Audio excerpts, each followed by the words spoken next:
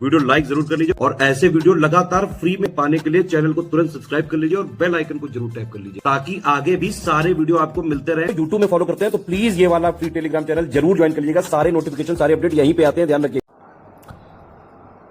नमस्कार साथियों, स्वागत है आप सभी का स्टडी फॉर सिविल सर्विसेज में। ये क्लास है हमारी इन्वायरमेंटल साइंस की और टॉपिक जो हमारा चल रहा है वो है ऊर्जा के स्रोत बेसिकली हम पढ़ रहे हैं। लास्ट क्लास में हमने थोड़ी सी चर्चा करी थी नवीकरणीय ऊर्जा स्रोतों के बारे में। नवीकरणीय ऊर्जा स्रोतों का साथियों अर्थ ये हुआ कि ये वो ऊर्जा स्रोत है जिनको कितनी बार भी आप प्रयोग करते रहिए ये समाप्त नहीं होंगे, ठीक है।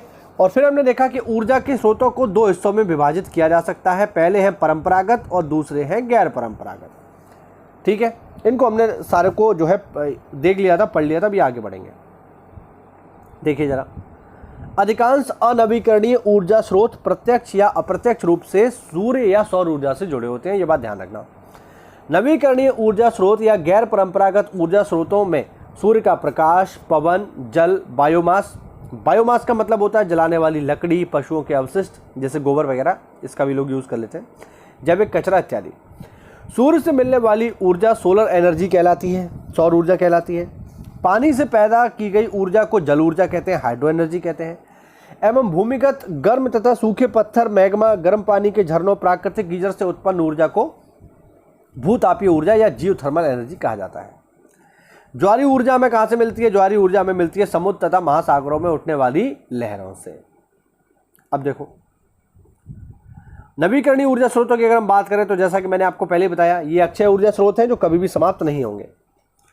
अक्षय ऊर्जा स्रोतों को इस प्रकार से भी परिभाषित कर सकते हैं कि ऐसे ऊर्जा स्रोत जो बिना समाप्त हुए इस्तेमाल किए जा सकते हैं। इनमें से अधिकांश स्रोत प्रदूषण मुक्त होते हैं। बिल्कुल सही बात है। अब सौर ऊर्जा आप यूज कर रहे हैं तो प्रदूषण मुक्त है वो। आप कितने भी सोलर प्लेट लगा लीजिए, उससे किसी तरीके का कोई भी पॉल्यूशन नहीं होगा। दूसरा, इनमें से कुछ का प्रयोग सभी जगहों पर किया जा सकता है। जैसे अगर हम भारत में देखें तो भारत में सौर ऊर्जा का बहुत बड़ा स्कोप है, क्योंकि हमारे यहाँ पर भारत का ज़्यादातर हिस्सा जो है वो सूर्य के प्रकाश को साल में मान के चलिए 8 से 9 महीने तक प्राप्त करता ही करता है। जैसे हम उत्तर प्रदेश की बात करें तो उत्तर प्रदेश मैदानी इलाका है, यहाँ पर बारिश के एक आध दो महीने हटा दो तो मान के चलो बारिश के एक आध दो महीने हटा दो, सर्दियों में कोहरा पड़ता है वो हटा दो, अदरवाइज मान के चलिए 10 महीने प्रॉपर आपको अच्छी खासी धूप मिलती है, सर्दियों में भी अच्छी खासी धूप मिलती है। तो ऐसे में यहाँ पर सौर ऊर्जा का स्कोप बहुत ज़्यादा है और अगर हम इसको अपना लेते हैं बहुत अच्छे से तो ये हमें पहले तो बहुत अच्छी ऊर्जा उपलब्ध करवाएगा, दूसरा ये पॉल्यूशन फ्री है तो पॉल्यूशन नहीं होगा। बट इसमें एक प्रॉब्लम ये है कि ये बहुत महंगा है, तो सरकार को इस पर थोड़ा सा सब्सिडी वगैरह पे ध्यान देना चाहिए जिससे लोग जो है इसको आसानी से अपना पाएँ। हालांकि किसानी स्तर पर इसके लिए प्रयास भी चल रहा है। आपने योजना सुनी होगी PM कुसुम, तो कुसुम योजना के अंतर्गत सरकार जो है सब्सिडी देती है, लेकिन नॉर्मल घरों में भी सोलर ऊर्जा इंस्टॉलेशन के लिए हमें जो है इसके लिए सब्सिडी मिलनी चाहिए सरकार को कम कीमत पर। भारत में इनको बनाना चाहिए जिससे इनकी जो कीमत है वो कम हो और लोग ज़्यादातर इसको इस्तेमाल कर पाएँ, और ये ही भविष्य है। मैं भी ये भी आपको बता दूँ मैं, ठीक है। चलिए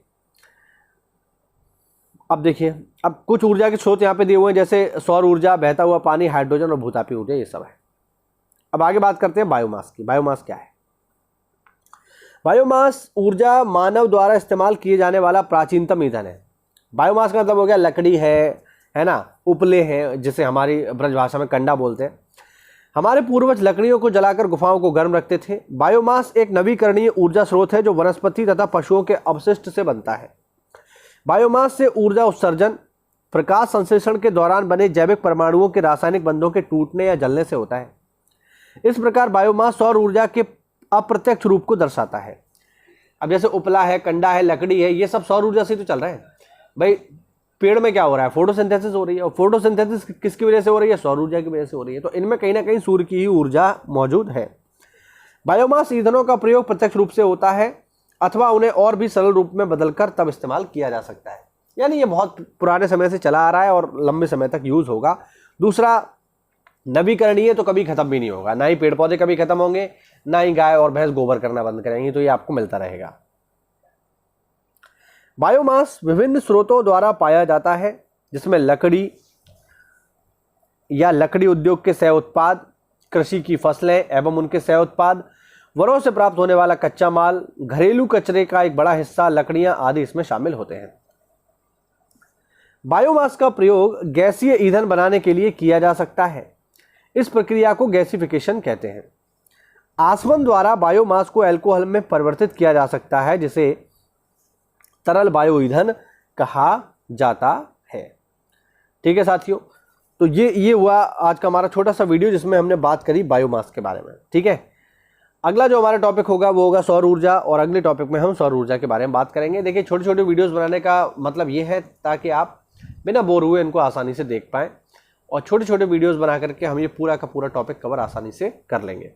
उम्मीद करता हूँ आपको वीडियो में नई जानकारी मिली होगी। तो ऐसा है तो वीडियो को लाइक करिए, और अगर आप हमारे किसी भी पेड ग्रुप प्रोग्राम से जुड़ना चाहते हैं तो दिए गए नंबर्स पर कॉल करके आप हमसे जुड़ सकते हैं।